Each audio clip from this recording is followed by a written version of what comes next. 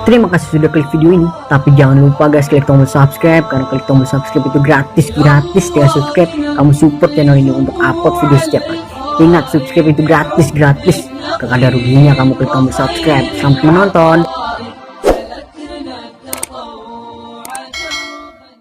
Bismillahirrahmanirrahim. Assalamualaikum warahmatullahi. Alhamdulillah.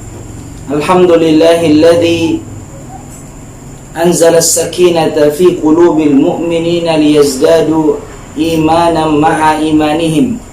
Ashhadu an la ilaha illallah wahdahu la syarikalah wa ashhadu anna Muhammadan abduhu wa rasuluh. Sallallahu ala nabiyyina Muhammadin wa ala alihi wa sahbihi ajma'in. Amma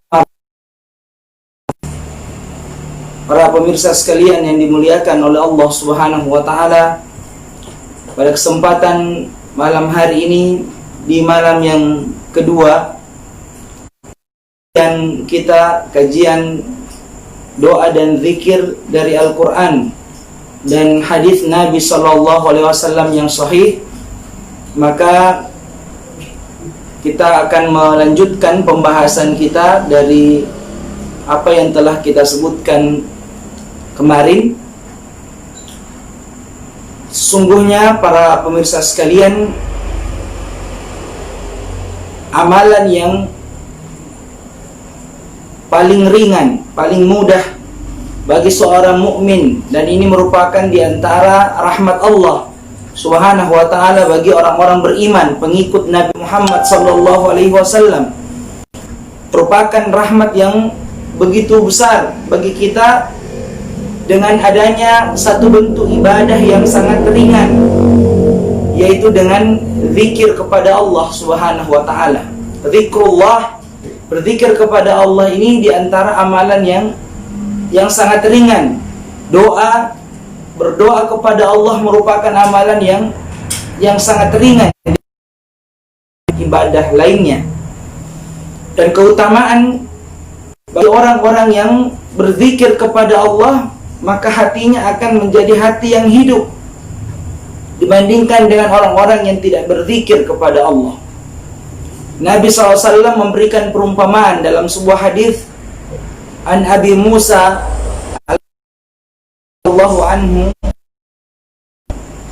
qala Nabi sallallahu alaihi wasallam, dari sahabat Abu Musa al-Ash'ari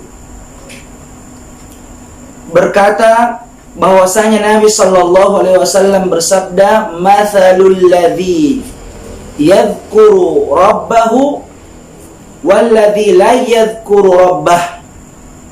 Perumpamaan orang yang berzikir mengingat Allah Subhanahu wa taala, mengingat Rabbnya, dengan orang yang tidak mengingat Allah Subhanahu wa taala, mathalul hayyi wal mayyit, seperti perumpamaan orang yang hidup dan orang yang mati. Wa hadza lafdzul Bukhari, dan ini adalah hadis diriwayatkan oleh Imam Bukhari. Hadis ini menunjukkan para pemirsa sekalian keutamaan seseorang itu menjadi hamba yang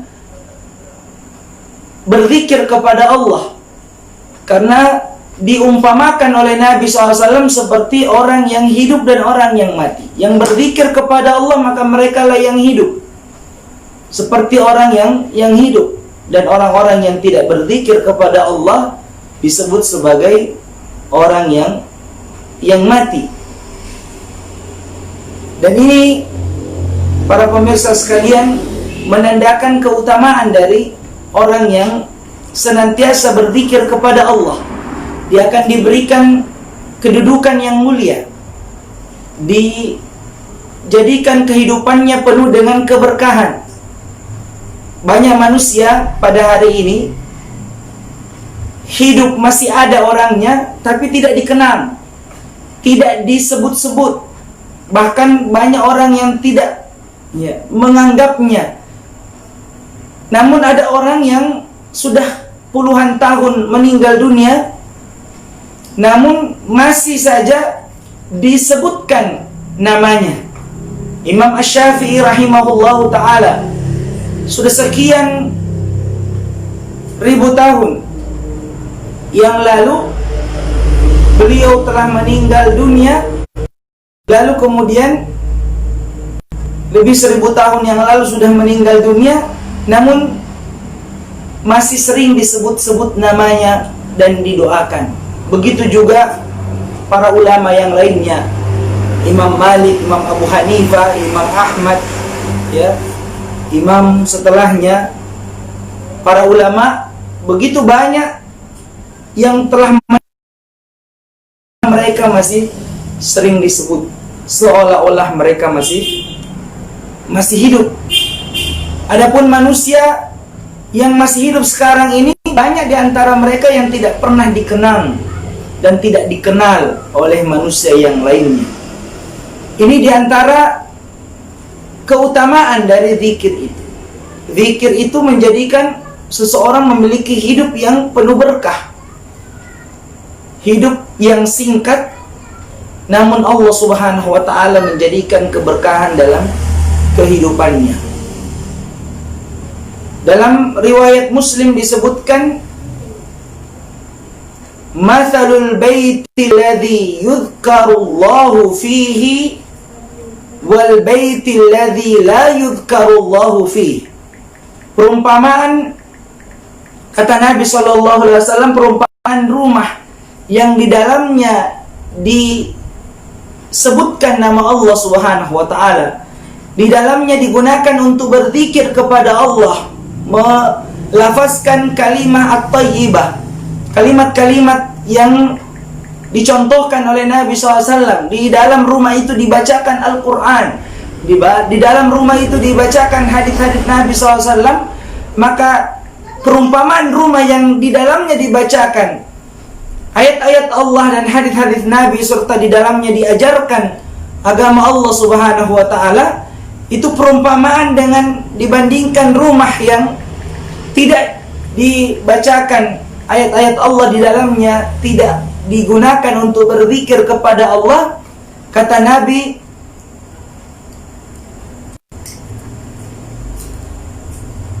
"Mathalul hayyi wal mayyit," seperti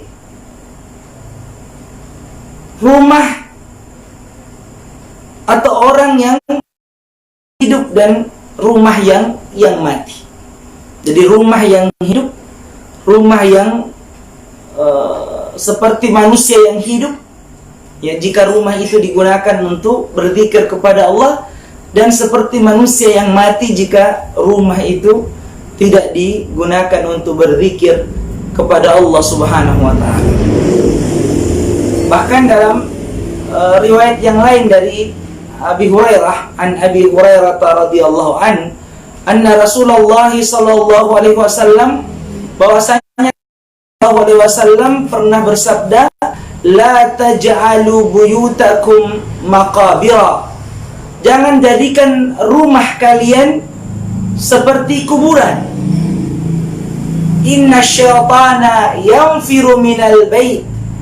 Sesungguhnya syaitan itu lari dari rumah alladzi tuqra'u fihi suratul Baqarah, yang di dalamnya dibacakan surah Al-Baqarah.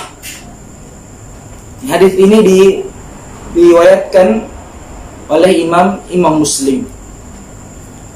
Para pemirsa sekalian yang dimuliakan oleh Allah Subhanahu wa ta'ala, rumah yang di dalamnya dibacakan ayat-ayat Allah, disebutkan, ya, kalimat tahmid, pujian-pujian kepada Allah, tasbih, mensucikan Allah Subhanahu wa ta'ala dengan subhanallah, ya, tahlil, la ilaha illallah, dan zikir-zikir yang lainnya, maka rumah itu seperti manusia yang hidup, dibandingkan rumah yang tidak dibacakan di dalamnya ayat-ayat Allah.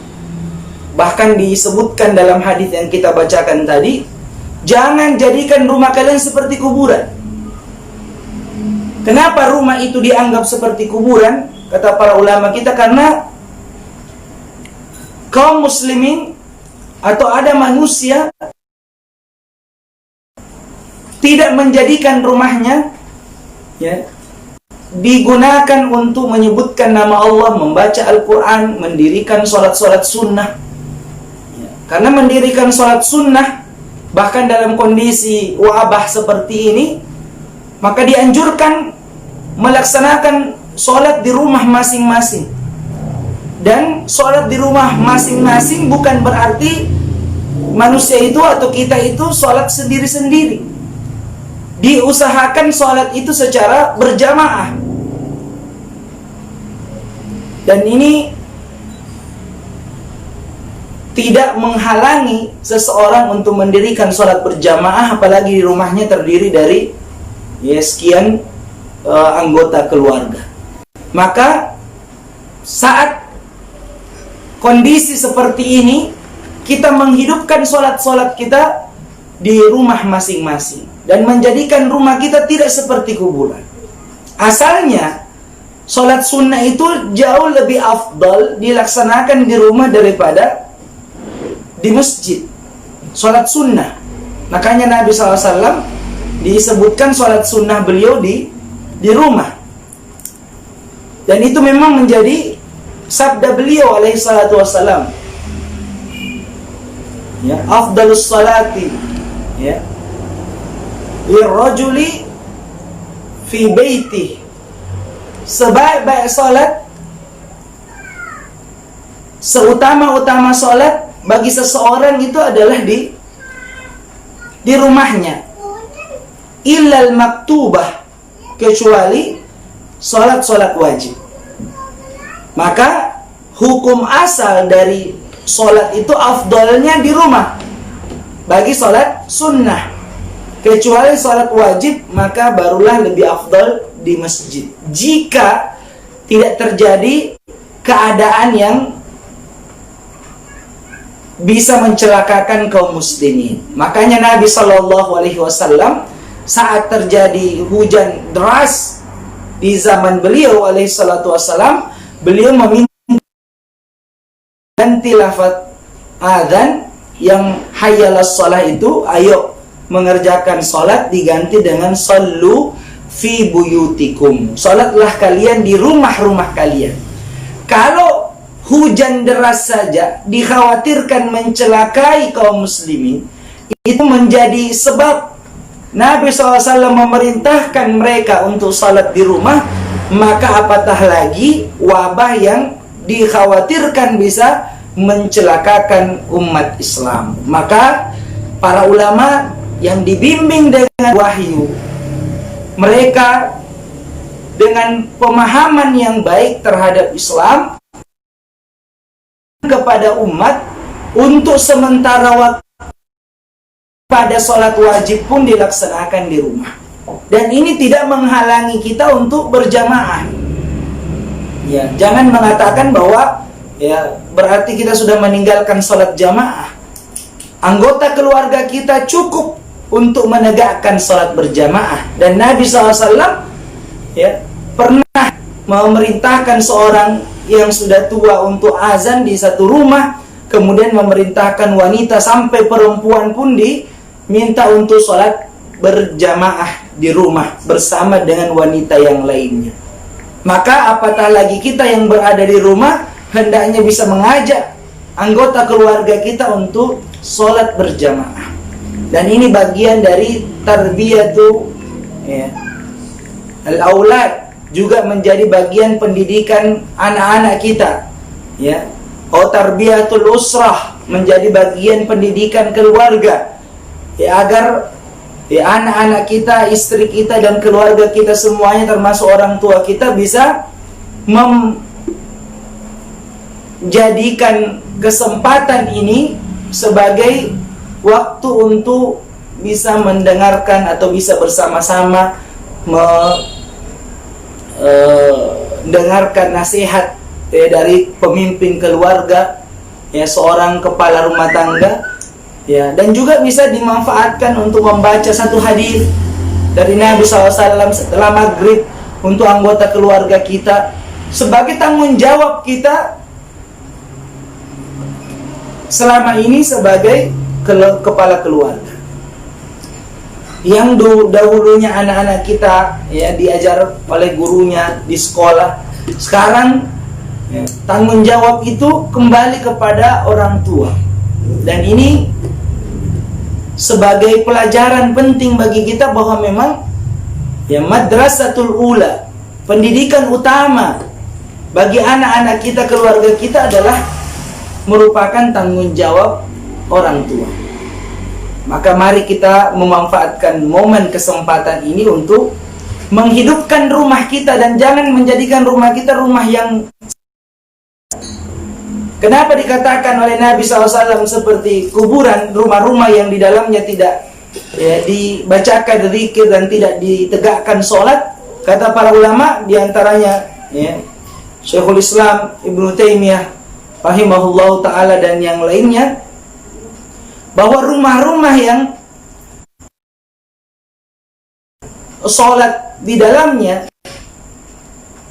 secara khusus jika tidak terjadi wabah adalah sholat-sholat sunnah, maka itu seperti kuburan. Karena kuburan, orang yang di dalam kubur itu tidak mampu untuk menegakkan sholat, orang yang sudah mati ya, maka seperti ya orang mati. Karena kuburan adalah tempat bagi orang yang mati dan tidak mampu menegakkan sholat. Maka rumah yang tidak ditegakkan sholat oleh penghuninya, maka dia tidak jauh berbeda dengan kuburan. Ini pendapat yang paling kuat di antara ya dua pendapat berkaitan dengan makna rumah itu seperti kuburan. Karena orang-orang yang di dalam kubur itu tentu tidak mampu mendirikan sholat. Dan tidak boleh, sebagaimana disebutkan oleh Syekh Muhammad bin Saleh Al-Utsaimin, bahwa tidak boleh seseorang itu sholat di atas kuburan atau sholat di kuburan, kecuali sholat jenazah bagi orang yang tidak sempat menyolatkan jenazah sebelum dikuburkan. Maka boleh baginya untuk sholat di atas kuburan, sebagaimana contoh dari Nabi SAW sewaktu ya seorang wanita pembersih masjid ya kemudian meninggal dunia dan Nabi SAW tidak ya sempat ya mengetahuinya, dan lalu kemudian beliau mengetahui belakangan dan akhirnya beliau datang ke kuburan wanita tersebut dan ya menyolatkannya di atas kuburannya. Dan ini menunjukkan bahwa boleh salat jenazah bagi yang terlambat mensolatkan jenazah itu atau tidak sempat mensolatkan jenazah itu sebelum dikuburkan. Dan ini juga nasihat kami kepada keluarga yang ditinggalkan karena meninggal disebabkan virus COVID-19 ya, bersabarlah karena sesungguhnya tidak ada seorang itu meninggal jika dia seorang muslim meninggal karena wabah kecuali dia termasuk mati syahid insyaallah taala. Adapun keluarga yang ditinggalkan maka boleh baginya untuk sholat di atas kuburan ya keluarganya itu. Jadi sholat di atas kuburan, sholat jenazah, karena dia tidak sempat menyolatkan sebelum jenazah itu dikuburkan. Ini ada antara solusi yang selama ini ya membuat pilu ya keluarga korban yang meninggal karena virus corona ini adalah tidak bisa untuk ikut menyelenggarakan jenazah sampai dikuburkan jenazah tersebut. Maka salah satu di antara solusi syariat Islam adalah menyolatkan jenazah itu setelah dikuburkan. Jadi keluarga bisa menyolatkan, tentu tidak dalam jumlah yang banyak karena kita dilarang berkumpul-kumpul, tapi beberapa orang bisa menyolatkan jenazah itu di atas kuburannya karena dia tidak sempat menyolatkannya sebelum dikuburkan. Dan ini dicontohkan oleh Nabi Sallallahu Alaihi Wasallam. Maka ya, hidupkanlah rumah-rumah kita dan jangan jadikan rumah kita seperti kuburan. Ya, salat itu adalah merupakan bagian dari zikir kepada Allah. Aqimis salata li dzikri. Dirikanlah salat untuk mengingatku, kata Allah. Begitu juga Al-Qur'an, afdalul zikir qiraatil Qur'an. Ya, sebaik-baik zikir adalah Al-Qur'an. Dan juga ya zikir-zikir yang lain yang diajarkan oleh Nabi SAW, tasbih, tahlil, tahmid, ya, subhanallah, alhamdulillah, la ilaha illallah, Allahu akbar. Semua itu diantara zikir-zikir yang akan menjadikan rumah kita tidak seperti kuburan dan kita menjadi orang yang disebut sebagai orang yang hidup, ya, hidup hatinya karena zikir kepada Allah, dan berkah umurnya karena ya zikir-zikir itu menjadikan Allah Subhanahu wa taala memberkahi kehidupan kita. Para pemirsa sekalian yang dimuliakan oleh Allah Subhanahu wa taala, seorang yang meninggalkan zikir kepada Allah Subhanahu wa taala seperti orang yang mati, mayit, seperti orang yang sudah mati. Kenapa? Karena tujuan kita dihidupkan di atas untuk beribadah kepada Allah. Maka seorang hamba yang meninggalkan zikir kepada Allah, baik itu zikir lisan maupun yang merupakan ibadah lainnya seperti baca Quran dan sholat serta kewajiban-kewajiban yang lain, maka dia seperti orang yang mati, tidaklah bermanfaat kehidupannya, tidak bermanfaat kehidupan orang tersebut, karena dia adalah manusia yang tidak mengerjakan ya kewajibannya kepada Allah, ya, dan juga hati yang dimilikinya, ya, hati yang kemudian rusak, ya, hati yang mati karena ditutup oleh dosa-dosa ya yang disebabkan atas perbuatannya. Karena zikir yang dilaksanakan oleh seorang mukmin, para pemirsa sekalian, akan membersihkan hati seseorang. Ini berkaitan dengan keutamaan zikir pada Allah Subhanahu wa taala yang selalu kita akan sebutkan insyaallah ya di awal kajian online kita sebelum kita masuk pada doa yang berikutnya. Insyaallah pada kesempatan ini kita melanjutkan doa kemarin yang kita sudah sebutkan, yaitu doa khuruju minal manzil, doa keluar rumah. Yang kita sebutkan satu di antara doa itu adalah Bismillahi tawakkaltu 'ala Allah la haula wala quwata illa billah, yang sudah kita sebutkan penjelasannya pada video sebelumnya atau kajian kita sebelumnya. Dan pada kesempatan ini insyaallah kita masuk pada doa yang kedua, ya, atau jenis doa yang diriwayatkan hadis yang kedua, yaitu hadis dari Abi Hurairah.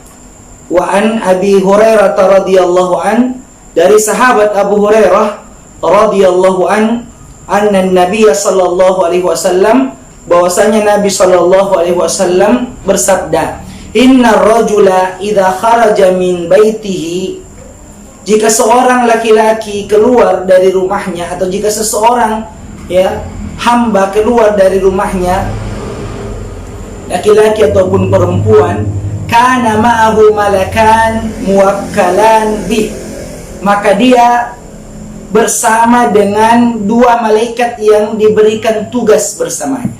Jadi Nabi SAW bersabda bahwa jika seseorang itu keluar dari rumahnya, maka dia bersama dengan dua malaikat yang diberikan tugas untuk menyertainya, ya. Kana ma'ahu malakani muwakkalani bih, jadi dia bersama dengan dua malaikat yang ditugaskan menyertainya.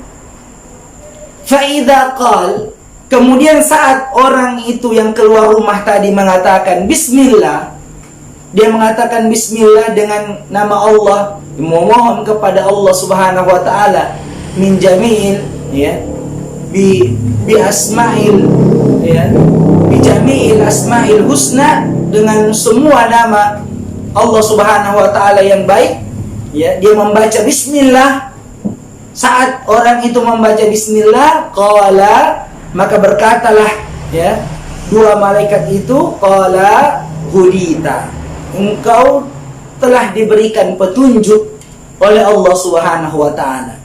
Fa idza qala la haula wala quwata illa billah, jika orang yang keluar rumah itu mengatakan la haula wala quwata illa billah, maka malaikat yang dua itu mengatakan wuqita, engkau telah dilindungi oleh Allah Subhanahu wa taala dari segala kejahatan makhluk.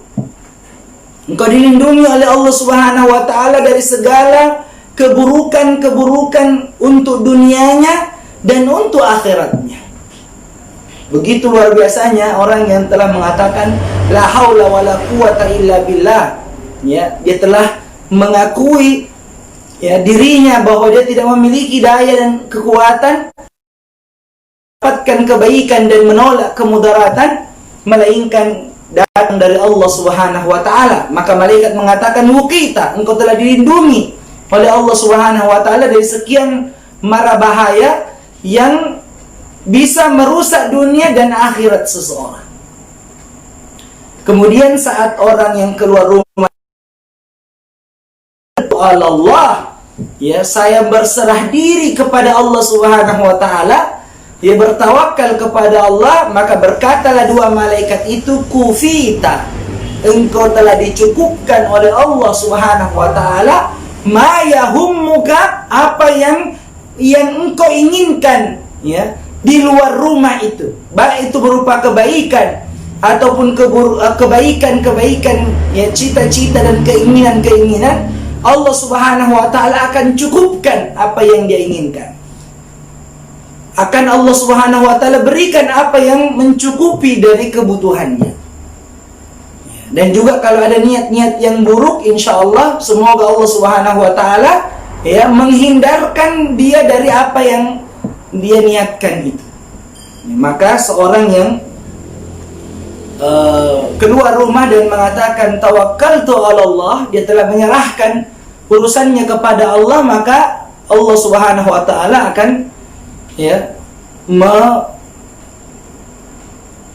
mencukupkan kebutuhannya, ya, sebagaimana yang diridhoi oleh Allah Subhanahu wa taala di luar rumahnya itu. Maka hadis ini dari Abu Hurairah radhiyallahu an, dan disebutkan, ya, atau diriwayatkan dengan lafaz ini menunjukkan bahwa seseorang itu bisa saja dia membaca doa itu atau mengeluarkan kalimat-kalimat itu berbeda urutannya. Karena di sini disebutkan bismillah, kemudian la haula wala quwata illa billah, kemudian tawakkaltu 'ala Allah. Dan di sini juga secara terpisah, ya, secara terpisah. Jika seorang hamba itu mengatakan bismillah, maka malaikat mengatakan, ya, hudita, engkau diberikan petunjuk oleh pada jalan yang dicintai oleh Allah Subhanahu wa taala di luar rumah. Ya, mungkin pada saat dia keluar dia mengatakan bismillah, ya, kemudian malaikat mengatakan engkau telah diberikan petunjuk, ya. Setelah itu di tengah perjalanan, ya,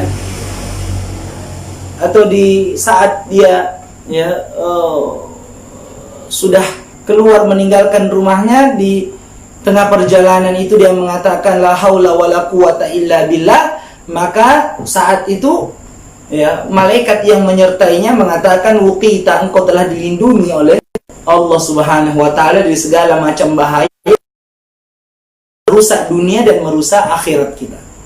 Pada saat kita lupa membaca doa ini, tidak mengapa juga untuk kita membaca doa saat kita mengingatnya, ya. Di luar sana kita membaca misalnya bismillah saja, bismillah, kemudian di saat kita menghadapi sesuatu mara bahaya, ya, di luar rumah kita mengatakan la haula wala quwata illa billah, ya, saya menyerahkan tidak ada daya dan kekuatan melainkan dari Allah Subhanahu wa taala, maka malaikat akan mengatakan, "Kita, engkau telah dilindungi."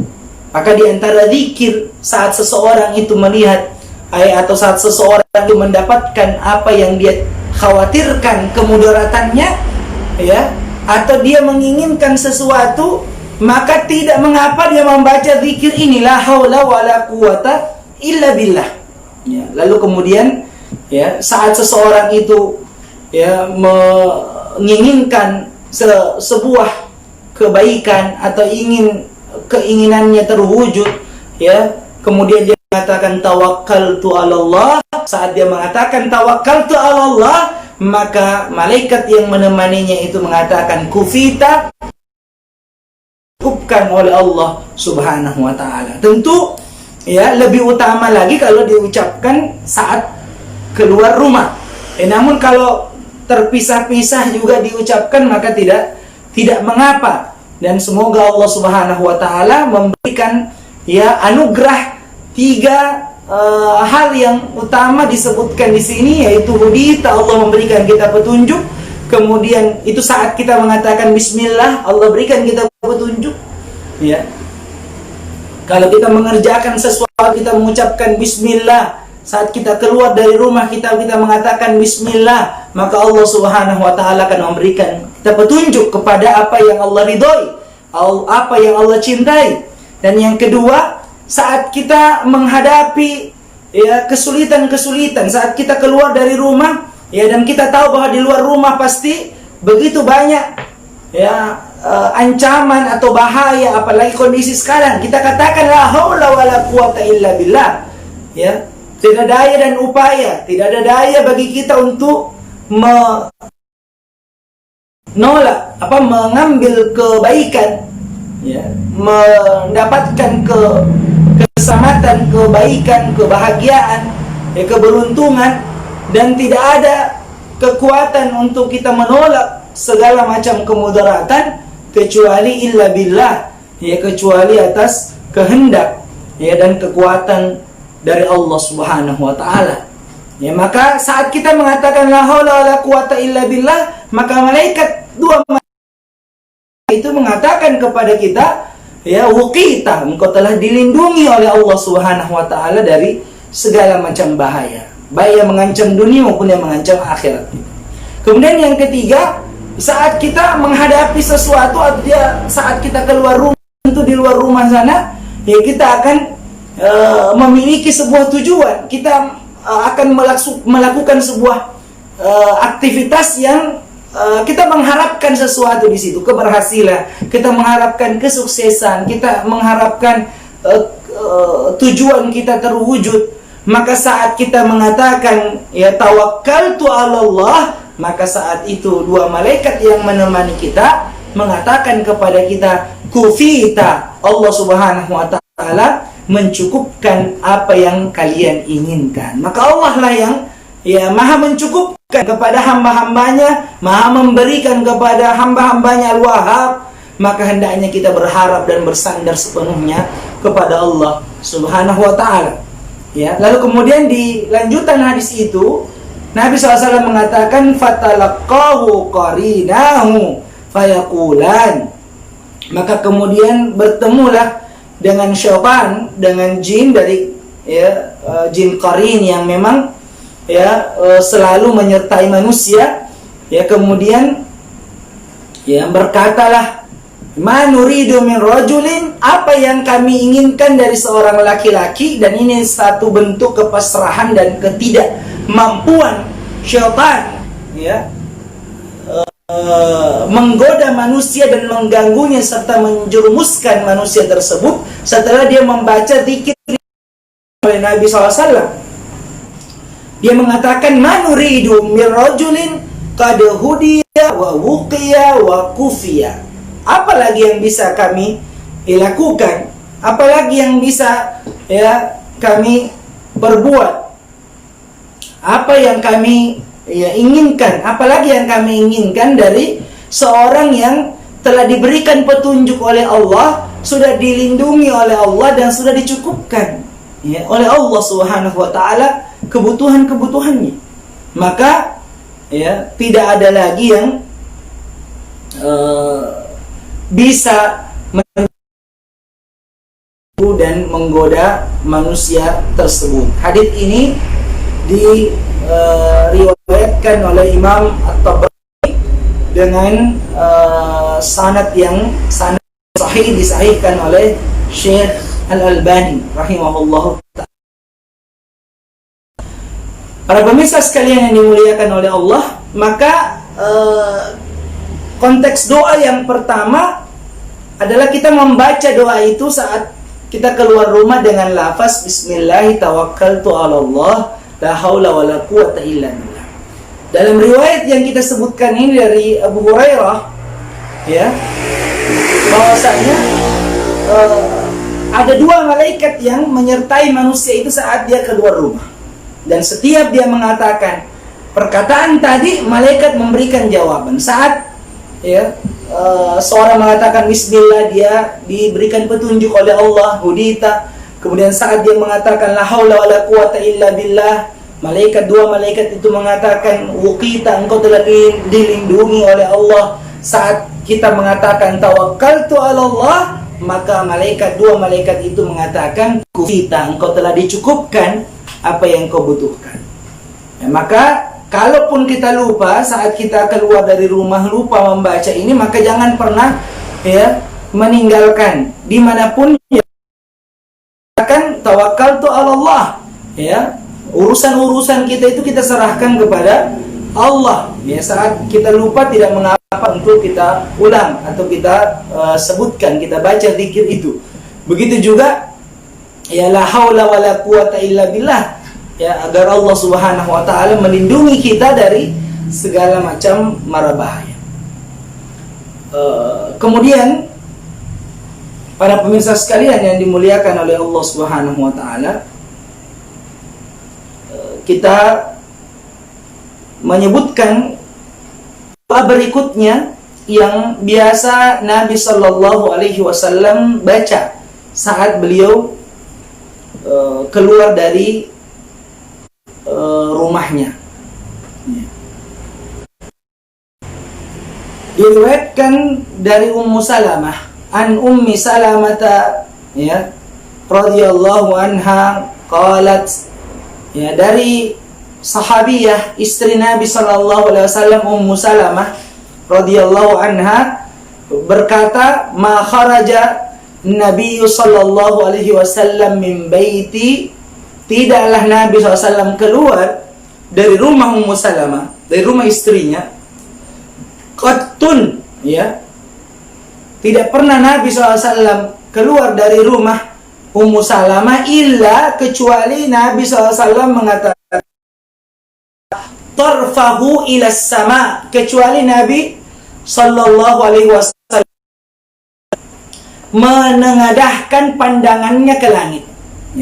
Jadi tidaklah Nabi SAW keluar dari rumah Ummu Salamah kecuali Nabi SAW mengarahkan pandangannya ke langit, rafa'a tarfahu ila sama, mengarahkan pandangan beliau ke langit. Faqal, kemudian beliau mengatakan, Allahumma a'udzu bika an adilla au udalla, au azilla au uzalla au adlima au udlama au ajhala au yujhala alayya. Hadza lafdun Abi Daud wa ghairih. Dan ini merupakan riwayat dari Abu Daud rahimahullah ta'ala. Disebutkan oleh hadis bahwa Nabi keluar dari rumah itu, dari rumah Ummu Salamah, selalu menengadahkan pandangannya ke langit. Lalu kemudian beliau mengatakan atau berdoa kepada Allah, Allahumma a'udzu bika, ya Allah saya berlindung kepadamu, an adilla, dari kesesatan, saya melakukan kesesatan, adilla, saya tersesat, au udalla, atau dari disesatkan oleh orang, atau disesatkan. Au azilla, ya, berlindung dari ketergelinciran. Au uzalla, atau digelincirkan oleh orang, atau digelincirkan oleh makhluk. Au adli, berlindung kepadamu ya Allah perbuatan zalim. Au udlama, atau dizalimi oleh orang lain. Lindung kepadamu ya Allah dari menzalimi orang, melakukan perbuatan kezaliman, dan juga dari orang lain menzalimi saya. Au ajhala, dan saya berlindung dari kebodohan-kebodohan saya, ya, atau ada ketidaktahuan saya. Au yujhala alayya, atau orang yang membodohi saya. Dan ini disebutkan dalam hadis riwayat Abu Dawud dan yang lainnya, dan disahihkan oleh Syekh Al-Albani. Dalam riwayat yang lain diriwayatkan oleh Imam At-Tirmidzi dari Ummu Salamah juga, an Ummi Salamah radhiyallahu anha, bahwa dari Ummu Salamah radhiyallahu anha, ini versi hadis yang diriwayatkan oleh Imam At-Tirmidzi, anna Nabi sallallahu alaihi wasallam, bahwasanya Nabi sallallahu alaihi wasallam itu kalau keluar dari, kana idza kharaja min baitihi, saat Nabi SAW keluar dari rumahnya, qala bismillahi tawakkaltu ala Allah, ya, saya dengan nama Allah saya bertawakal kepada Allah. Allahumma inna na'udzubika min an nazilla, saya berlindung, ya, dari segala, ya, ketergelinciran, au nadilla, dari segala kesesatan atau tersesat atau melakukan kesesatan, au nadlima, yaitu melakukan kezaliman, au nudlama, atau dizalimi, au najhala, atau melakukan sesuatu yang tidak ketahui, au yujhala alaina, atau dibodohi atau digelincirkan, ya, oleh yang lain, maka Nabi SAW meminta kepada Allah untuk perlindungan. Dan dari lafaz An-Nasai juga sedikit berbeda, dari Ummu Salamah radhiyallahu anha, anna Nabi SAW kana idza kharaja min baitihi, saat Nabi SAW keluar dari rumahnya, qala, dia mengatakan, Nabi SAW bersabda, bismillah, ya, dengan nama Allah, Rabbi a'udzubika, ya Rabb, ya, wahai Rabbku, saya berlindung kepadamu, min an azilla, dari ketersesatan, au adilla, dari melakukan kezaliman, au adlima, atau melakukan kezaliman, au udlama, atau dizalimi, au ajhala, melakukan kejahilan, au yujhala alayya, atau dijahili oleh orang lain, ya. Dan semua riwayat yang kita sebutkan ini adalah riwayat yang sahih, ya, sahahu Al-Albani, disahihkan oleh Syekh Al-Albani rahimahullah. Para pemirsa sekalian yang dimuliakan oleh Allah Subhanahu wa taala, ini adalah diantara lafaz atau doa yang dibaca oleh Nabi SAW saat keluar rumah. Berkata Syekh Al-Mubarakfuri, disebutkan dalam kitab beliau bahwasanya manusia kalau keluar rumah itu pasti akan bertemu dengan, ya, manusia yang lainnya, ya, pasti akan berurusan dengan manusia yang lain saat seseorang itu keluar dari rumah. Maka di saat seseorang itu keluar dari rumah, dia mendapati, ya, manusia itu melakukan hal-hal yang bisa mencelakakan dirinya, bisa menggelincirkannya, bisa menyesatkannya, ya, bisa menzoliminya, Atau sebaliknya, kita melakukan kezaliman kepada manusia yang lain. Ya, pada saat kita bermuamalah, berinteraksi dengan manusia yang lain, ya, kita mengeluarkan perkataan yang menzalimi orang atau melakukan perbuatan yang bisa menzalimi orang, ya, maka atau melakukan perjanjian yang akhirnya kemudian menzalimi orang lain, maka memang Nabi SAW ya berdoa meminta kepada Allah perlindungan dari segala macam bentuk ya kemungkinan yang terjadi saat seseorang itu berinteraksi dengan manusia yang lain di luar rumah. Ya, kemungkinan untuk menzalimi orang, menyesatkan orang, kemungkinan untuk orang lain juga menyesatkan kita atau keadaan kita dengan tipu daya, ya hal-hal yang di luar rumah. Ya begitu juga ya kemungkinan kita melakukan perbuatan yang zalim, ataukah kemungkinan orang lain menzalimi kita, ya, atau tidak tahu, ya, tidak memiliki ilmu di situ, ya, kemudian kita digelincirkan dengan ya orang lain yang juga merupakan orang-orang jahil, orang-orang yang tidak paham, maka ini contoh yang luar biasa dari Nabi SAW kepada kita sekalian, bahwa kita tahu bahwa beliau seorang Nabi yang dibimbing dengan wahyu, ya, ma yantiqu anil hawa in huwa illa wahyu yuha, tidak keluar dari lisan beliau kecuali itu wahyu yang diwahyukan oleh Allah Subhanahu wa taala kepadanya. Maka kalau Nabi SAW saja meminta perlindungan kepada Allah dari ya segala macam perbuatan kesesatan, kekeliruan, ya kezaliman, ketergelinciran, bahkan ya segala perbuatan yang tidak dilandasi dengan ilmu, ya ketidaktahuan, maka kita lebih pantas untuk memohon perlindungan kepada Allah karena kita akan bergaul dengan manusia, melakukan muamalah, berinteraksi dengan banyak orang yang tentu kita khawatirkan ya kita melakukan perbuatan dosa ya di luar rumah itu, atau kita mendapatkan kezaliman, ketergelinciran dari lingkungan sekitar kita. Maka kita memohon kepada Allah Subhanahu wa taala dengan doa yang disebutkan tadi, Allahumma a'udzubika an adilla au udalla.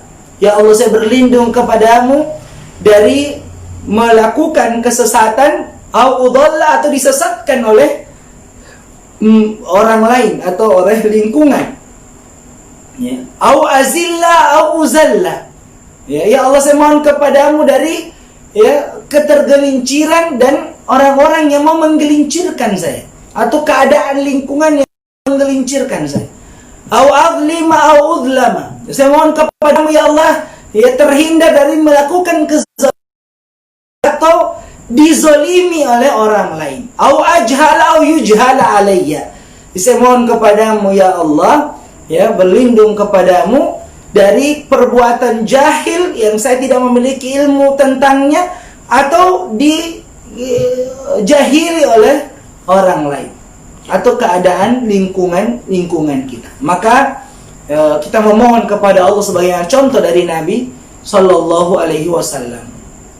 Ya, karena kemungkinan seseorang itu melenceng dari jalan yang lurus, dari siratal mustaqim, jalan yang lurus, saat dia berinteraksi dengan manusia. Bukankah banyak orang yang dulunya dia orang baik, saat dia berada dalam lingkungan yang baik, saat berada dia dalam pesantren misalnya, setelah itu dia keluar bertemu dengan manusia, kemudian akhirnya dia tergelincir, terjatuh pada perbuatan yang dilarang oleh Allah Subhanahu wa taala. Maka penting ya bagi kita untuk meminta perlindungan kepada Allah Subhanahu wa taala.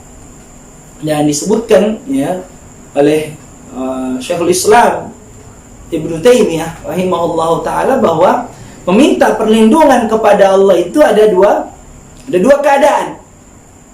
Ya, ada dua keadaan.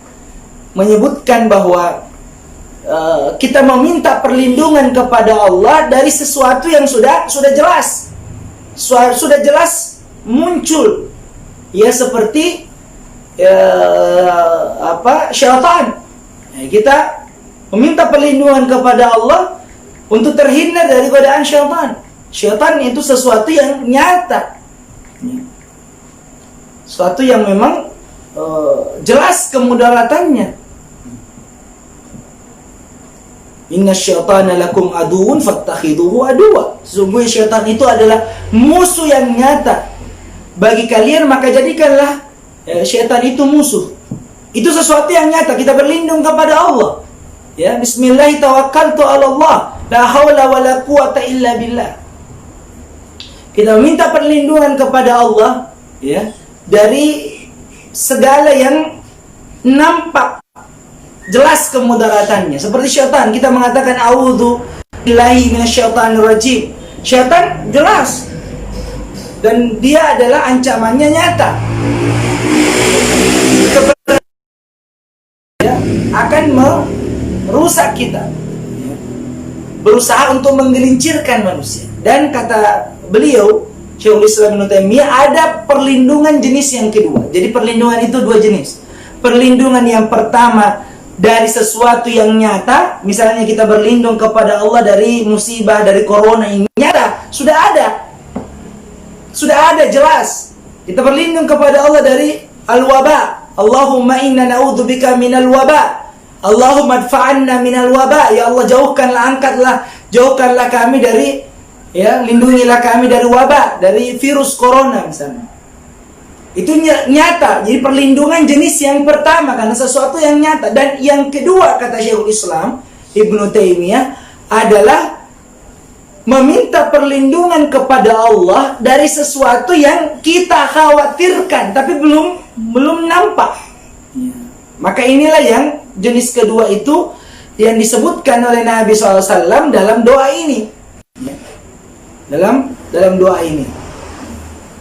Maka para jamaah sekalian dianjurkan baik kita untuk mengatakan Allahumma a'udzubika, ya, an adilla au udalla au azilla au uzalla au azlima au udlama au ajhala au yujhal alayya. Ini doa Nabi SAW saat beliau keluar dari rumah. Kemudian yang perlu untuk diketahui dalam hadis ini, jamaah sekalian, para pemirsa yang dimuliakan oleh Allah Subhanahu wa taala, bahwa Nabi SAW keluar dari rumah, kata Ummu Salamah, itu, ya, rafa'at tarfahu ila sama. Jadi menengadahkan, sebagaimana dikatakan oleh Ibnu Mandur, ya, tarful ain, pandangan mata. Nabi SAW memandang, ya, ke langit saat beliau keluar dari rumah, ya, dan membaca doa ini, ya. Dan ini menunjukkan bahwa sebagaimana dikatakan oleh Imam Ibnu Hajar Al-Hafidh Ibnu Hajar Al-Asqalani rahimahullah, ya, dan disebutkan oleh Imam Ibnu Daqiq Al-Aid, ya, bahwa Nabi SAW, ya, menghadapkan pandangannya ke langit sebagai, ya, bentuk, ya, tanda bahwa arah permohonan kita kepada Allah Subhanahu wa taala, dan itu adalah ke atas. Allah Subhanahu wa taala Ar-Rahman 'alal arsy istawa. Allah itu bersemayam di atas arsy. Allah berada di atas. Maka pemahaman akidah Ahlus Sunnah wal Jamaah yang benar bahwa Allah itu berada di atas. Ya, bukan berada di mana-mana. Ini adalah pemahaman yang keliru. Kalau Allah, maka ini pemahaman yang keliru. Ya. Tidak mungkin Allah berada di tempat-tempat yang kotor. Ya, Allah berada di mana-mana. Kalau ilmu Allah, pengetahuan Allah, ya, Allah Maha melihat semuanya, itu benar. Tapi kalau Allah berada di mana-mana, ini tidak benar. Yang benar Allah itu ada di atas, ya, Ar-Rahman 'alal arsy. Nabi SAW menengadahkan atau mengarahkan pandangannya ke langit, ya. Pada saat Nabi SAW berdoa, ya, untuk pemindahan kiblat, ya, yang keinginan Nabi SAW agar kiblat itu berubah dari Masjidil Aqsa pindah ke Masjidil Haram, maka Nabi SAW pun mengarahkan pandangannya ke langit. Ya, mengarahkan pandangannya ke langit. Dan ini adalah min sunnah, di antara sunnah yang banyak ditinggalkan oleh kaum muslimin. Ya, disebutkan oleh Syekh Abdul Aziz At-Tarifi, ya, hafidhahullahu taala, beliau mengatakan bahwa di antara sunnah yang banyak ditinggalkan oleh kaum muslimin, dia menengadahkan atau mengarahkan pandangannya ke langit saat dia berdoa. Maka boleh sekali-kali ya kita berdoa dengan arah pandangan kita ke langit. Ya, sebagaimana yang dicontohkan oleh Nabi SAW pada saat beliau menginginkan perpindahan arah kiblat. Ya. Kemudian para pemirsa sekalian yang dimuliakan oleh Allah Subhanahu wa taala, ada sebagian masyarakat kita yang kalau keluar rumah, dan ini masuk dalam pertanyaan di Facebook, ya,